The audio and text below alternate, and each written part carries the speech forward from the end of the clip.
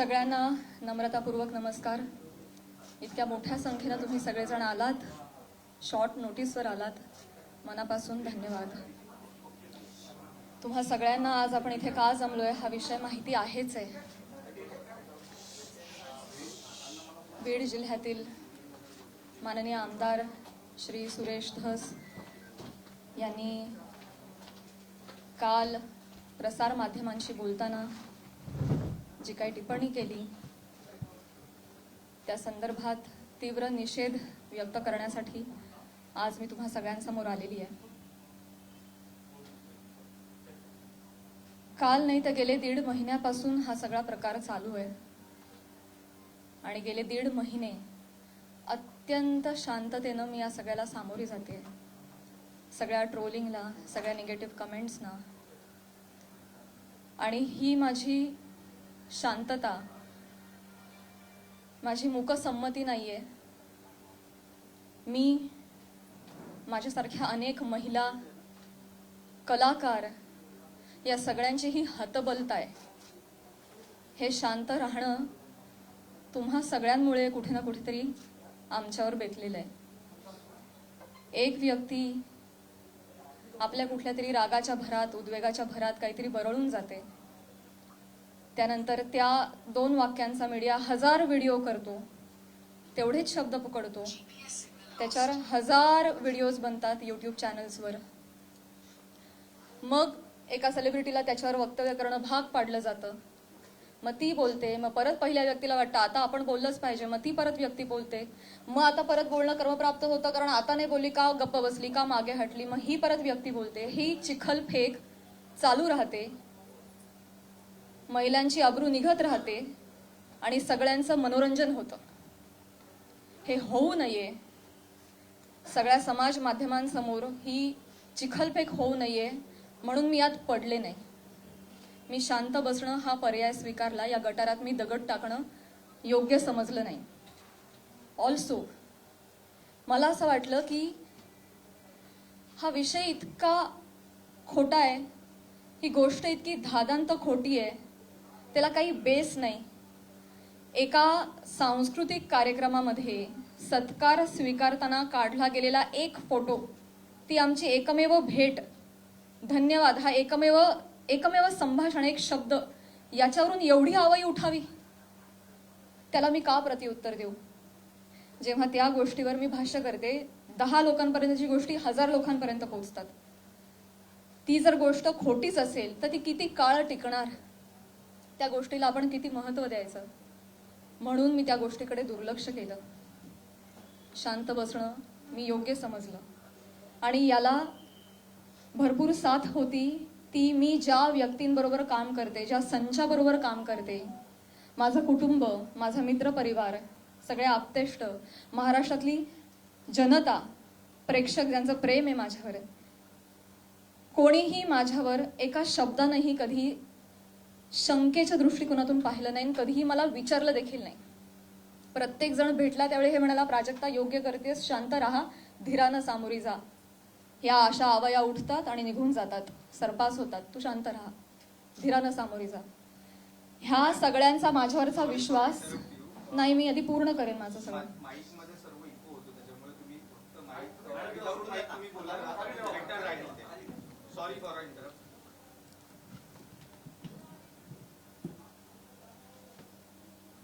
तर ह्या सगळ्या ज्या आवया असतात, जशा निघतात तशाच निघून जातात. असं सगळं असल्यामुळे आणि या सगळ्यांचा पाठिंबा आणि माझ्यावरचा विश्वास इतका दांडगा होता, ही माझ्यासाठी अत्यंत जमेची बाजू होती. त्यामुळे मला माझ्या चारित्र्यावरचं एक्सप्लेनेशन द्यायला समोर यावं अशी गरजच वाटली नाही. आज ही वेळ येतेय, ही अत्यंत नामुष्की आहे आणि ती वेळ आली आहे कारण एक लोकप्रतिनिधी याच्यावर टिप्पणी करतात.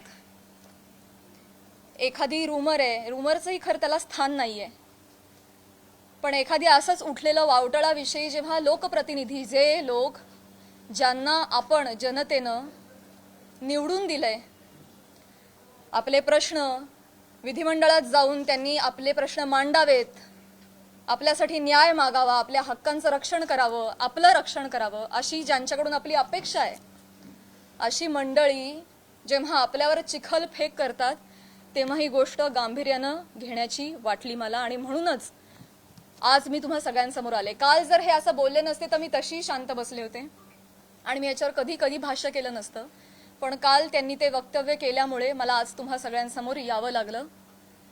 कारण जेव्हा एक लोकप्रतिनिधी असतो जो हजारो लाखोंचं नेतृत्व करतो, लाखो जनता त्यांच्या विचारांना फॉलो करते, जेव्हा ते बोलतात तेव्हा त्यांची विचारधारा लाखोंची विचारधारा होते, ते त्या गोष्टींवर कुठेतरी ठसा उमटवतात आणि खरी आहे असं भासवतात, तेव्हा मात्र ही फार गंभीर बाब होऊन जाते. माझा एक बेसिक प्रश्न आहे सुरेश धस साहेबांना. तुम्ही एक राजकारणी आहात, आम्ही एक कलाकार आहोत. तुम्ही एका दुसऱ्या राजकारणावर कुठेतरी कुरघोडी करताय, टीका करताय. तुमचं जे काय चालू आहे, तुमचं जे काय चालू आहे लखलाभ, तुम्ही ते करत राहा. या सगळ्यांमध्ये तुम्ही कलाकारांना का खेचता? आम्हा कलाकारांचा ह्याच्यामध्ये काय संबंध? काय बीडमध्ये काहीतरी कायदा सुव्यवस्थेचा काही प्रश्न निर्माण झालेला आहे, त्याच्यावर भाष्य करत असताना कलाकारांवर गाडी का घसरते? बर, ते इव्हेंट मॅनेजमेंट विषयी काहीतरी सांगत होते की यांच्याकडून शिकावं इव्हेंट मॅनेजमेंट. मान्य, पण मग महिला कलाकारांचीच का नावं येतात? का परळीला कधीच कोणी पुरुष कलाकार गेला नाही का हो कार्यक्रमाला? त्यांची नावं का नाही येत? इव्हेंटमॅनचं तुम्हाला जर एक उदाहरण द्यायचं आहे तर पुरुष कलाकारांची नावं घ्या ना. महिलांची नावं घेऊन अतिशय कष्टानं ज्या महिला अतिशय छोट्या फॅमिलीमधून येऊन संघर्षमय आयुष्य जगत मोठ्या होतात आणि आपलं एक नाव कमवतात, त्यांची प्रतिमा ते असं बोलून डागाळतात. हे कितपत योग्य आहे? तुम्हाला उदाहरण द्यायचे, तुम्ही पुरुष कलाकारांची नावं द्या, पण त्यांनी तसं केलं नाही. त्यांनी त्यांच्या वैयक्तिक स्वार्थासाठी फिल्म इंडस्ट्रीमध्ये काम करणाऱ्या महिलांची नावं घेतली, त्याचा वापर केला, गैरवापर केला. त्यांनी स्वतःचा TRP वाढवण्यासाठी महिलांची नावं घेतली, अतिशय कुत्सितपणे टिप्पणी केली, अतिशय कुत्सितपणे. एक कलाकार म्हणून वेगवेगळ्या शहरांमध्ये जाणं, प्रेक्षकांचं मनोरंजन करणं हे कलाकारांचं काम आहे. आणि फक्त परळी नाही, महाराष्ट्राच्या कानाकोपऱ्यात जाऊन मी याही आधी कार्यक्रम केलेले आणि यापुढेही करत राहणार, आणि सगळेच कलाकार करतात. याआधीही हजारो नेत्यांबरोबर, प्रतिथयश क्षेत्रातल्या सगळ्या मान्यवरांबरोबर फोटो आहेत. मग तो फोटोचा रेफरन्स उचलून तुम्ही कोणाही बरोबर असं नाव जोडून टाकणार का? हे एक महिला म्हणून, महिला कलाकार म्हणून मला अतिशय ही बाब निंदनीय वाटते. महाराष्ट्रातल्या राजकारण्यांना हे कृत्य शोभत नाही. बरं, ते जे बोललेत ते इतकं कुत्सित आहे. अच्छा, त्या पण येतात का परळीला? अच्छा अच्छा. कोणाला जर नवा चित्रपट वगैरे करायचा असेल तर परळी पॅटर्न अवलंबावा. त्यांचा जे काय जवळचा पत्ता वगैरे काय म्हणायचंय काय तुम्हाला? तुम्ही फक्त महिला कलाकारांच्या चारित्र्यावर शिंतोडे नाही उडवत आहात, महिलांच्या कर्तृत्वावर सुद्धा तुम्ही प्रश्नचिन्ह उपस्थित करताय. का? कुठल्याही पुरुषाच्या किंवा राजकारण्याच्या कुबड्यांशिवाय एखादी महिला स्वकर्तृत्वावर यशस्वी होऊ शकत नाही का? कष्टांनी आणि मेहनतीनं एखादा माणूस मोठा होतो, याच्यावर तुमचा विश्वास का नाही बसत? ही अशी टिप्पणी करून तुम्ही माझी नाही, आम्हा महिलांची नाही, स्वतःची मानसिकता दाखवताय असं मला वाटतं, आणि ही अतिशय खेदजनक बाब आहे. मला पाणी आणि टिश्यू द्या.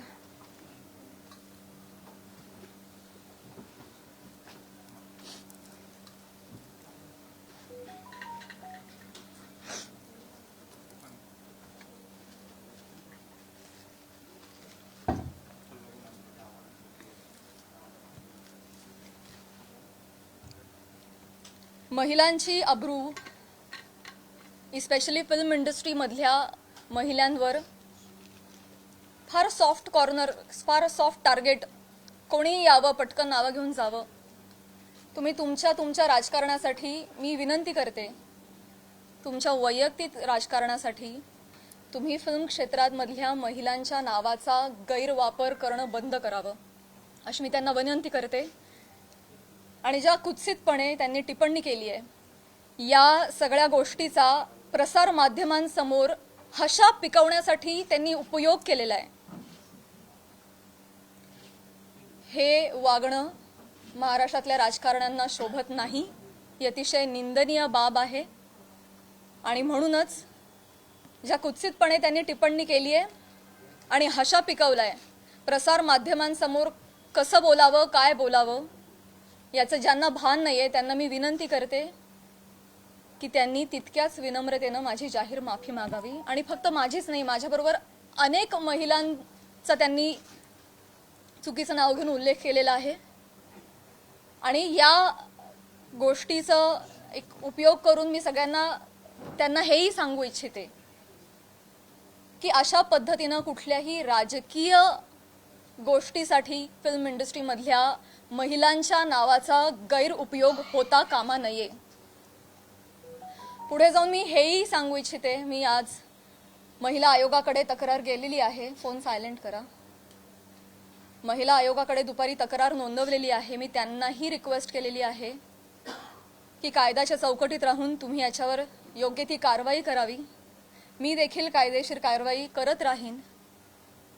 याचबरोबर माननीय मुख्यमंत्री साहेब, उपमुख्यमंत्री साहेब यांना देखील मी विनंती करते. काय या दोन व्यक्ती एक दोन वाक्य बोलून गेल्या, पण प्रसार माध्यम तेवढीच दोन वाक्य घेऊन त्याचे 1000 व्हिडिओ बनवतात. इतके वाईट मथळे देतात, हेडलाईन्स देतात. समोरच्या माणसाच्या आयुष्यात तुमच्या या मथळ्यांमुळे एक वादळ येऊ शकतं. त्यांच्या करिअरवर परिणाम होऊ शकतो. त्यांची प्रतिमा डागाळली जाऊ शकते. त्यांचं करिअर बर्बाद होऊ शकतं. ते डिप्रेस होऊ शकतात. ते आत्महत्या करू शकतात. तुम्हाला काळजी वाटत नाही या गोष्टीची? आपण आपला TRP वाढवण्यासाठी, आपण आपला एक सेट टार्गेट अचीव करण्यासाठी कुठल्या थराला जाऊन बातमी करतो त्याचं किती वेगवेगळ्या पद्धतीनं. आता फॉर एन एक्झाम्पल, कालच मी बातमी वाचली आणि ती इतकी हर्टफुल होती. बीडमधील हत्या प्रकरणात आता प्राजक्ता माळींचंही नाव जोडलं जातंय. काय संबंध काय दोन गोष्टींचा? आपण काय हेडलाईन्स करतो त्याचा समोरच्या माणसावर. ही माझी आई रात्रभर झोपली नाही, 1.5 महिना. मला वाटत नाही तिला शांत झोप लागली असेल. एक कमेंट नाही जी यांनी वाचली नाही. हा माझा भाऊ, यांनी सोशल मीडिया बंद करून टाकला, सगळे अकाउंट्स डिलीट केले. आज हा प्रसंग फक्त माझ्याशी निगडीत राहिलेला नाहीये, हा माझ्या कुटुंबावर त्याचा परिणाम होतोय आणि अत्यंत वाईट परिणाम होतोय. समाजामध्ये अशा पद्धतीनं प्रतिमा डागाळली जाणं एका मुलीची, आणि स्पेशली फिल्म क्षेत्रामध्ये काम करणाऱ्या मुलीची, ह्याला तोंड देणं अजिबात सोपी गोष्ट नाहीये. तुम्ही सगळेजण हे समजू शकता. तर तुम्हाला सगळ्यांना ही विनंती आणि माननीय मुख्यमंत्री साहेबांना ही विनंती की त्यांनी याबाबत काहीतरी ठोस कारवाई करावी. बेसलेस पुरावा कुठलाही असल्याशिवाय कोणीही बातमी करू नये अशा पद्धतीचे त्यांनी आदेश द्यावेत. या निमित्तानं मी करुणाताईंना सुद्धा विनंती करू इच्छिते आणि हे सांगू इच्छिते की तुम्ही स्वतः एक महिला आहात. तुम्हाला महिलांना होणारा त्रास तुम्ही समजू शकता. या पुरुष प्रधान संस्कृतीमध्ये जर महिलाच महिलांच्या पाठीशी उभ्या नाही राहिल्या आणि चिखलफेक करत राहिलं तर कसं होणार? मी सांगू इच्छिते की तुम्हाला जी माझ्या बद्दलची माहिती मिळाली आहे ती अत्यंत चुकीची आहे. तुमच्या माहितीचा जो स्रोत आहे तो चुकीचा आहे करुणाताई. आणि आय एम शुअर की इथून पुढे तुम्ही कुठल्याही गोष्टीची खातरजमा केल्याशिवाय, शहानिशा केल्याशिवाय तुम्ही असं वक्तव्य करणार नाही. आणि महिलांच्या बाबतीत तुम्ही देखील संवेदनशील राहाल अशी मी खात्री बाळगते आणि ही मी तुम्हाला विनंती करते. आणि मुख्यमंत्री साहेबांना ही विनंती करते की एका कार्यक्रमातला एका मंत्र्याबरोबरचा एक फोटो याच्यामुळे इतकं वादंग उठावं आणि इतकी आवई उठावी आणि त्याच्यावर हजारो न्यूज पोर्टल्सनी, यूट्यूब चॅनल्सनी ह्याच्या न्यूज बनवाव्यात आणि वाटेल तसे ते लाईक्स आणि सबस्क्रिप्शन वाढवत राहावेत. त्यांना भीती नाहीये की याच्यावर कोणीही काहीतरी ऍक्शन घेईल म्हणून ते हे करतायत. म्हणून अशा पद्धतीनं महिला कलाकारांची अब्रू वेशीला टांगली जाते. तर याबाबत काहीतरी कडक कारवाई त्यांनी केली पाहिजे.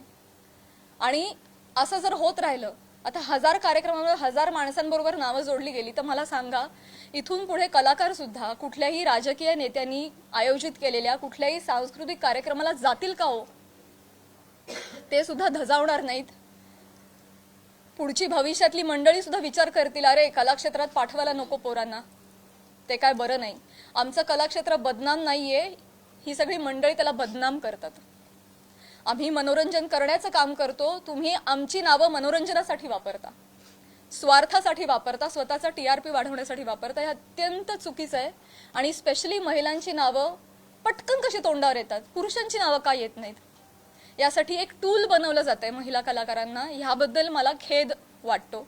आणि मी पुन्हा एकदा सांगेन की मुख्यमंत्र्यांना विनंती की तुम्ही याबाबत ठोस कारवाई करावी, आदेश द्यावेत.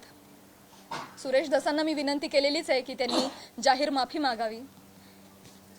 आणि या निमित्तानं मी प्रसार माध्यमांना सुद्धा विनंती करेन, मी पुन्हा पुन्हा तेच बोलते. अनेक YouTube चॅनल्स, माझी सोशल मीडियाची टीम लीगल नोटीस पाठवून थकली. एक YouTubeचा व्हिडिओ डाऊन होतो तर 3 रोज नव्याने उभे राहत होते. तर एखाद्या गोष्टीचा एक संदर्भ घेऊन तुम्ही वाटेल ते मथळे देऊन जे न्यूज करता, तुम्ही सुद्धा कुठेतरी या बाबतीत स्पेशली महिलांच्या चारित्र्यासंबंधात असलेल्या गोष्टींवर तुम्ही तरी संवेदनशीलता दाखवणार आहात की नाही? TRP साठी, तुमचं टार्गेट कंप्लीट करण्यासाठी किती खालच्या घराला जाऊन तुम्ही बातम्या करता, हे योग्य आहे का? अशी मला तुम्हालाही प्रश्न विचारायचे आहेत. आणि तुम्हालाही विनंती करायची की आपण सुद्धा एक सभ्यतेची पातळी सोडली नाही पाहिजे. आपण महाराष्ट्रात राहतो, महाराष्ट्र अतिशय सुज्ञ मंडळींचा प्रदेश आहे. आणि तुम्ही कोणीही अशा पद्धतीनं मुळात आदेश आले पाहिजेत, त्याच्यावर ठोस कारवाई झाली पाहिजे. आणि आपण एक माणूस म्हणून सुद्धा, एक मराठी माणूस म्हणून सुद्धा आपण सुद्धा आपल्याला काहीतरी नियम घालून घेतले पाहिजेत असं मला वाटतं. मी माझं पूर्ण करते भाऊ. या निमित्तानं महाराष्ट्रातल्या जनतेला सुद्धा मला म्हणायचं आहे की आपण आता AIच्या जमान्यात आहोत. सोशल मीडियावर वाटेल तसे लोक व्यक्त होत आहेत. मॉर्फ करणं, video, photo, call recordings, fake generate करणं, फेक चॅट्स करणं, हे अतिशय सोपं आहे. डाव्या हाताचा मळ आहे. आता हे फार अवघड नाही राहिलेलं आहे. तर महाराष्ट्रातल्या जनतेनं सुद्धा सतसत विवेक बुद्धी जागरूक ठेवावी. आणि आपण सोशल मीडियावर कसे व्यक्त होतो याची सभ्यता पाळावी.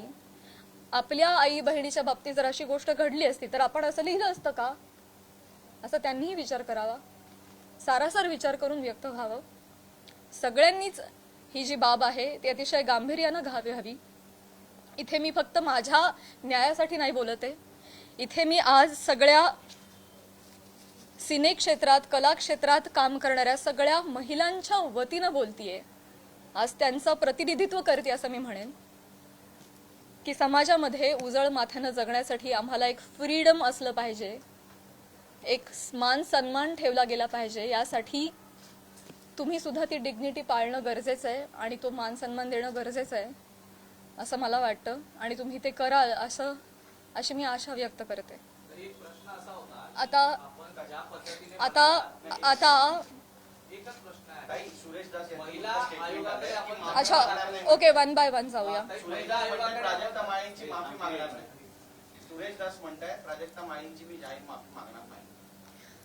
मी त्यांना मागणी केलेली आहे. त्यांनी ज्या कुत्सितपणे हशा पिकवण्यासाठी हा मुद्दा उचललाय, ज्याला काही बेस नाही, तर मी मागणी केलेली आहे. आणि मला खात्री आहे की माननीय मुख्यमंत्री साहेब, माननीय उपमुख्यमंत्री साहेब, महिला आयोग याच्यावर कठोर कारवाई करतील आणि योग्य ती गोष्ट घडवून आणतील. महिला आयोगाकडे आपण तक्रार दाखल केलेली आहे. आपण कायदेशीर पाऊल म्हणजे पोलीस स्टेशनमध्ये जाऊन धस यांच्या विरोधात काही तक्रार दाखल करणार आहात का? ज्या पद्धतीने आता ते म्हणतायत की आम्ही मागणार नाही म्हणून, तर आपण कायदेशीर पाऊल नेमकं काय उचलणार आहात? महिला आयोगाकडे तक्रार दिलेली आहे. आज किंवा उद्या मुख्यमंत्री साहेबांची भेट मला मिळणार आहे. त्यांना समक्ष जाऊन मी पत्र देणार आहे. उपमुख्यमंत्री साहेबांना जाऊन भेटणार आहे. त्यांना देखील समक्ष जाऊन पत्र देणार आहे, निवेदन करणार आहे. आणि जर गोष्ट काही घडली नाही आणि ही देखील महिला म्हणून हलक्यात घेतली तर डेफिनेटली माझ्या वकिलांमार्फत मी योग्य ती कारवाई करेन. आणि माझ्या एकटीच्या न्यायासाठी नाही, मी समस्त कला क्षेत्रात काम करणाऱ्या महिलांच्या वतीनं पाऊल उचलेन. भाजपचे आमदार आहेत आणि मुख्यमंत्री गृहमंत्री कारवाई करतील असं वाटतं. आता तुम्हाला एक चान्स दिला ना, बाकीच्यांना पण चान्स. या प्रकरणाची सुरुवात तुम्ही उल्लेख देखील केला करुणा मुंडे यांच्या व्हिडिओपासून झाली होती. तर तुम्ही सुरेश धस यांच्यावरती कारवाई करावी अशी मागणी करताय. करुणा मुंडे यांची तक्रार तुम्ही महिला आयोगाकडे केली का किंवा करणार आहात का?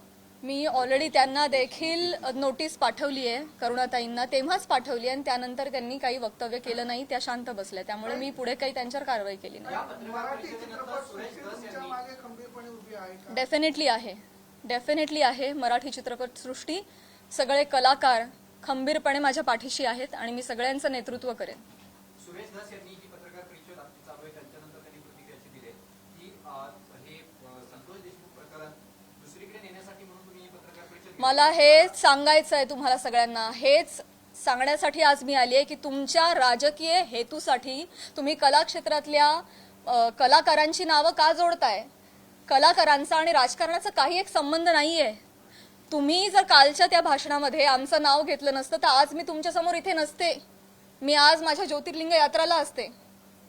त्यांनी नाव घेतल्यामुळे आज मला इथे बसावं लागतंय. त्यांनी सुरू केली ही गोष्ट. त्यामुळे तुम्ही असा अर्थ जोडू नका, ही तुम्हालाही विनंती. आणि मुळात राजकारणाचा आणि कलाकारांचा काही संबंध नाही. तुम्ही तो ओढून आणू नका. इस्पेशली महिला कलाकारांना तुम्ही इथे त्यांच्या प्रतिमा डागाळू नका. येस, हो, इथे मुलगी बोलतीये. या सगळ्या चिखलफेकमुळे कुठेतरी कलाकार कोणत्याही गोष्टीवर भूमिका घेताना म्हणजे काचकूच करतात असं वाटतं का? भीती वाटते ना, कारण प्रसार माध्यम त्याला चुकीची प्रसिद्धी देतात. मग यामुळेच पुढे कधीतरी म्हणूनच मुख्यमंत्र्यांना मी विनंती करणार आहे की जर कुठलाही पुरावा नसेल तर प्रसार माध्यमांनी स्पेशली युट्यूब चॅनल्सनी जर अशा काही बातम्या केल्या तर त्यांच्यावर कठोर कारवाई करावी. इनफॅक्ट तशा पद्धतीचे निर्देश त्यांनी आत्ताच जारी करावेत. सुरेश धसांनी फक्त माफी मागावी एवढंच तुमची मागणी, कारण जरी त्यांनी माफी मागितली तरी त्यांच्यावर कारवाई करण्यात येईल अशी मागणी. मला आहे ना प्रॉब्लेम एक दोन व्यक्तींनी बोलण्याचा नाहीये. या मला प्रवृत्तीचा त्रास आहे. हा प्रघात पडता कामा नाहीये की कोणीतरी काहीतरी फार कष्टाने नाव कमवतो, कोणीतरी एक काहीतरी येऊन बोलून जातं आणि अख्खी इमेज डागाळते. इस्पेशली महिलांच्या बाबतीत मी पुन्हा तेच म्हणेन की नाव घेताना त्यांनी 3 महिलांचं का नाव घेतलं. पुरुष कलाकार गेलेच नाहीत का हो परळला कधी कार्यक्रमाला. मी जेव्हा गेले होते कार्यक्रमाला तेव्हा माझ्याबरोबर सुद्धा प्रसाद खांडेकर, गौरव मोरे ही मंडळी होती. अमीर हडकर, आमचे सगळे कलाकार होते. त्यांची नाही नावं आली. त्यामुळे स्त्री कलाकारांना याच्यामध्ये गोवू नये. राजकारण्यांनी स्वतःच्या स्वार्थापायी टीआरपी त्यांच्या अशा पद्धतीने वाढवू नये आणि गैरवापर करू नये. हिंदी असो किंवा मराठी राजकीय नेते मुख्यतः कलाकारांना टार्गेट करतात. हे हेतुपुरस्सर किंवा जाणीवपूर्वक वक्तव्य केल्यानंतर त्यांना प्रसिद्धी मिळते. मला हे माहिती नाही ते विरोधात येण्यासाठी असं वक्तव्य होते असं वाटतंय का? आणि याचा पाठपुरावा म्हणून तुम्ही कलाकारांची काही संघटना बांधणार का, तर त्यांना एकत्र आणणार का आगामी काळात? मला हेच म्हणायचं आहे की ते काहीतरी बोलून जातात, एक काहीतरी वल्गना करून जातात. खरं तर त्यांनी अशा पद्धतीच्या वल्गना हाणून पाडल्या पाहिजेत एक लोकप्रतिनिधी म्हणून, पण ते त्याला हवा देत आहेत ही गोष्ट चुकीची आहे. पण त्यांना जेव्हा कळेल पुढे जाऊन की त्यांच्या एका वक्तव्याचे 1000 वेगळ्या पोर्टल्सनी 1000 न्यूज केल्यात हे त्यांना कळल्यानंतर खरं तर तेही करणार नाहीत, करुणाताई बोलणार नाहीत. पण त्यांना ही पुढे गोष्ट एवढी मोठी घडतीये ह्याची त्यांना कल्पना नसावी कदाचित. मला जेवढे त्या 2 व्यक्ती बोलल्याचा त्रास आहे तेवढाच त्रास मला प्रसार माध्यमांनी केलेल्या फेक न्यूजचा देखील आहे. सो डेफिनेटली याच्यावर कारवाई व्हावी असं मला वाटतं. कलाकार ज्या विषयांवर बोलणं टाळतात, सोडून देतात, त्याच्यामुळे तुम्हाला वाटतं का की त्यांना बोलायला वेळ मिळतो किंवा तो चेष्टा मस्करीचा विषय होतो? करुणा मुंडेंनी जेव्हा तुमच्यावर टीका केली तेव्हा जर तुम्ही उत्तर दिलं असतं तेव्हा पुन्हा एकदा तुमचं नाव अशा प्रकारे घेतलं गेलं नसतं असं वाटतं? पुन्हा एकदा मी तेच म्हणेन, पुन्हा एकदा मला तेच म्हणायचंय का कलाकार पुढे येत नाही. मी पहिलं वाक्य म्हणाले की या सगळ्यामध्ये आमची हतबलता आहे गप्प राहण्यामध्ये. का? कारण समाज माध्यमांमध्ये ही चिखलपेक चालू राहते. विषय एवढा असतो कुठेतरी वेगळीकडे जाऊन पोचतो. आज तुम्हाला काय वाटतंय हे चालू राहतं. त्यामुळे कलाकार शक्यतो यामध्ये पडत नाहीत. आणि बरीच मंडळी, मी फक्त कलाक्षेत्र म्हणत नाही, बऱ्याच क्षेत्रांमधली मंडळी गप्प राहणं हा पर्याय निवडतात. कारण हे असं जाहीरपणे चिखलफेक होत राहते. म्हणूनच या संदर्भात जर काहीतरी रूल्स अँड रेग्युलेशन्स आले, कठोर नियम आले, की जर या गोष्टीमध्ये तथ्य सापडलं नाही, जर कुठला पुरावा सापडला नाही तर त्यांच्यावर कायदेशीर कारवाई होईल त्या न्यूज पोर्टलवर किंवा यूट्यूब चॅनलवर, असा जर आपल्याकडे नियम आला ना तेव्हा जाऊन हे बंद होणार आहे. तर असा नियम काढावा हीच विनंती आहे माझी मुख्यमंत्री साहेबांना. नाही असं काही नसतं. त्यांनी माफी नाही मागितली तर तुमची भूमिका काय असेल? मला हा नियम आणायचा आहे. मला या निमित्तानं प्रसार माध्यमांमध्ये जे काही न्यूज होतात त्याला पुराव्यांची जोड नसेल तर तुम्ही ते करू नका, केलं नाही पाहिजे.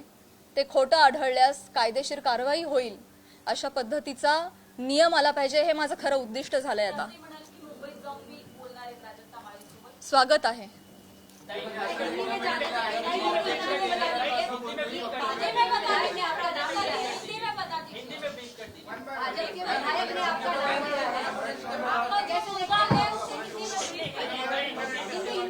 ओके, एका पत्रकाराला एकच देते.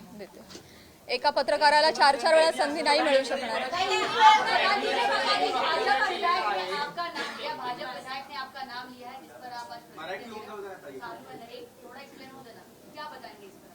सगळ्यात शेवटी हिंदी बोलू, मराठी अजून 1-2 प्रश्न घेते. सगळ्यात तुम्ही एक प्रश्न विचारला ना? नक्की विचारला नाही. त्यांनी असं देखील म्हटलंय की मी असं कोणतंही ऑब्जेक्शन घेण्यासारखं वक्तव्य बोललेलो नाही आणि माझ्यासाठी प्राजक्ता माळी हा विषय संपलेला आहे असं देखील वक्तव्य केलेलं आहे. काय सांगा? मी ते बघितलं नाही, परंतु अच्छा त्या पण आल्या का, येतात का परळीला? अहो परळीला नाही, सबंध महाराष्ट्रात फिरतो आम्ही, देशाबाहेरही कार्यक्रमाला जातो. परळी पॅटर्न, जवळचा पत्ता, तुम्हाला जर चित्रपट बनवायचा असेल तर परळी पॅटर्न म्हणजे म्हणायचं काय?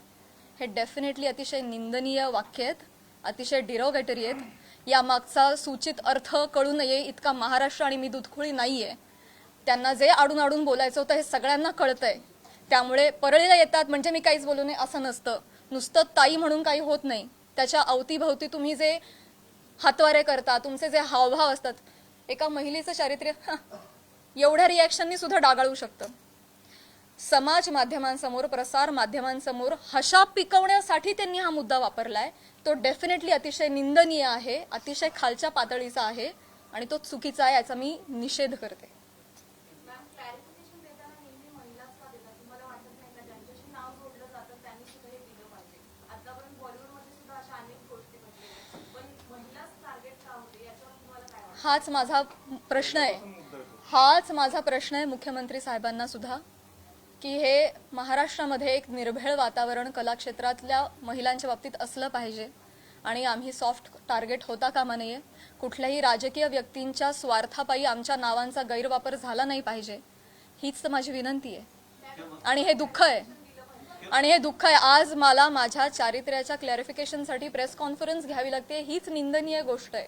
हे महाराष्ट्रात होत आहे, सावित्रीच्या लेकींबाबत होत आहे. मला याचं दुःख आहे. करुणा मुंडेंनी ज्या पद्धतीने सुरुवात केली किंवा सुरेश ज्या पद्धतीने सुरुवात केली, पण ह्या सगळ्या घोटाळ्यामध्ये ज्या व्यक्तीसोबत नाव जोडलं गेलं, कारण त्या एका व्यक्तीसोबत नाव जोडलं गेलं, तर तुला असं नाही वाटत का की त्या व्यक्तीकडून सुद्धा काहीतरी वक्तव्य आलं पाहिजे की जे काही चालू आहे त्याच्या? नाही, मला नाही वाटत. नाही. मुख्यमंत्री देवेंद्र फडणवीस सुरेश दत्तांवरती कारवाई करतील असं वाटतं का तुमच्या पिढीने? मी म्हटलं ना, त्यांनी माफी मागणं, त्यांनी बोलणं, त्यांना हा प्रकार चुकीचा आहे हे कळलं पाहिजे. त्याचे परिणाम काय होतात हे कळलं पाहिजे आणि पुढे जाऊन या बाबतीत कठोर नियम झाले पाहिजेत. हे आता माझं मोठं उद्दिष्ट आहे. एका व्यक्ती संदर्भात तेवढा मुद्दा, त्यांची माफी, एवढा छोटा विचार मी नाही करणार. या बाबतीत काहीतरी कठोर निर्णय झाले पाहिजेत, काहीतरी रूल्स अँड रेग्युलेशन्स बसले पाहिजेत. इथून पुढे कुठल्याही महिला कलाकाराला, ही मी आज ह्या सगळ्या गोष्टीची पार्श्वभूमी घेऊन म्हणते, भविष्यात मला किंवा कला क्षेत्रात काम करणाऱ्या कुठल्याही महिलेला अशा पद्धतीच्या गोष्टींना सामोरं जायची वेळ येऊ नये यासाठी मी प्रयत्न करेन. आता तुम्ही म्हणाला की कला राजाश्रय मिळाल्याने मुक्ती होते आणि असे म्हणाला की महाराष्ट्रात आम्ही जर नाहीच पडलो, रसिकांचं कसं मनोरंजन होणार? अगदी बरोबर आहे, पण तुम्ही बाहेर नाही गेला तर त्याचं तुमचं नुकसान आहे, तुमचीच कला जनतेसमोर येणार आहे. असं वाटत नाही तुम्हाला? मला प्रश्न नाही कळला. ठीक आहे राजाश्रय ठीक आहे ठीक आहे. कलेला राजाश्रय मिळाल्यानंतरच ती कला मोठी होती. महाराष्ट्रभर फिरताय, राजकारणाचे कार्यक्रम अटेंड करता असं तुम्ही म्हणताय. आता पण तुम्ही जर नाही गेला तर त्याच्यामुळे तुमचं परिणाम होणार आणि तुमचं नुकसान होणार असं वाटतं तुम्हाला? डेफिनेटली मुळात वेगवेगळ्या शहरांमध्ये जाऊन वेगवेगळ्या ठिकाणी जाऊन प्रेक्षकांचं मनोरंजन करणं हेच तर कलाकारांचं काम आहे, कर्तव्य आहे. निखळ मनोरंजनासाठी तर कलाकार प्रेक्षकांशी संवाद साधण्यासाठी वेगवेगळ्या ठिकाणी जातात आणि गेलंच पाहिजे. ते आमचं उपजीविकेचं साधन पण आहे आणि आमच्या स्वातंत्र्यावर अशी गदा नाही येऊ शकत ना. त्यामुळे कलाकार धर्म आम्ही पाळतोय, पण त्याचा असा पद्धतीनं चुकीचा अर्थ काढणं हे क्लेशदायक आहे. तेव्हाच कला मोठी होईल जेव्हा त्याला राजाश्रय मिळेल. मिळाली पाहिजे, म्हणूनच म्हणते रूल्स अँड रेग्युलेशन्स आणा. जी नाही ठीक आहे ठीक आहे. नाही नाही ठीक आहे ठीक आहे. देश विदेशातील प्रत्येक घडामोडींचे लाईव्ह अपडेट मिळवण्यासाठी आता साम टीव्हीच्या सर्व सोशल मीडिया प्लॅटफॉर्मला लाईक, फॉलो आणि सबस्क्राईब करा. तसंच सर्व नोटिफिकेशनसाठी बेल आयकॉन प्रेस करायला विसरू नका.